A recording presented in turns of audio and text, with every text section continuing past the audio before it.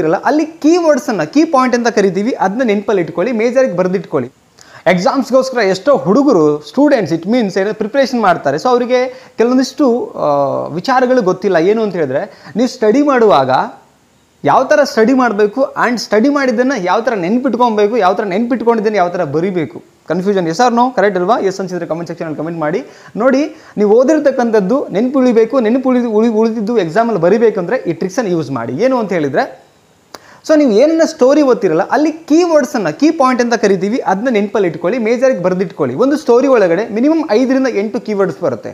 ಆ major keywords ಏನು ಅದನ್ನ ನೋಟ್ ಮಾಡಿ ಇಟ್ಕೊಳ್ಳಿ. ಸೊ ಆ ಥರನೇ ಓದಬೇಕು. ಒಂದು ಸ್ಟೋರಿ ಓದಬೇಕಂತ ಹೇಳಿದ್ರೆ ಕಂಪ್ಲೀಟ್ ಆಗಿ ನೀವು ಒಂದು ಅರ್ಧ ಗಂಟೆ ಫ್ರೀ ಮೈಂಡ್ ಸೆಟ್ ಇಟ್ಕೊಂಡು ಫ್ರೀಯಾಗಿ ಕೂತ್ಕೊಂಡು ಸ್ಟೋರಿನ ಅರ್ಥ ಮಾಡ್ಕೊಳ್ಳಿ. ಸ್ಟೋರಿನ ಅರ್ಥ ಮಾಡ್ಕೊಂಡ್ಮೇಲೆ ಅದರಲ್ಲಿರ್ತಕ್ಕಂಥ ಕೀವರ್ಡ್ಸ್ ಏನಿರ್ತಿಲ್ಲ ಅದನ್ನ ನೋಟ್ ಮಾಡಿ ಇಟ್ಕೊಳ್ಳಿ. ಆ ಕೀವರ್ಡ್ಸ್ ನೋಡಿದ ತಕ್ಷಣ ನಿಮ್ಗೆ ಇಡೀ ಸ್ಟೋರಿ ನೆನಪರಬೇಕು. ಸ್ಟೋರಿ ಅರ್ಥ ಮಾಡ್ಕೊಂಡ್ರೆ ಕೀವರ್ಡ್ಸ್ ಗೊತ್ತಾಗುತ್ತೆ. ಸೊ ಕೀವರ್ಡ್ಸ್ ನೆನಪು ಇಟ್ಕೊಂಡ್ರೆ ಸಾಕು, 5 ರಿಂದ 8.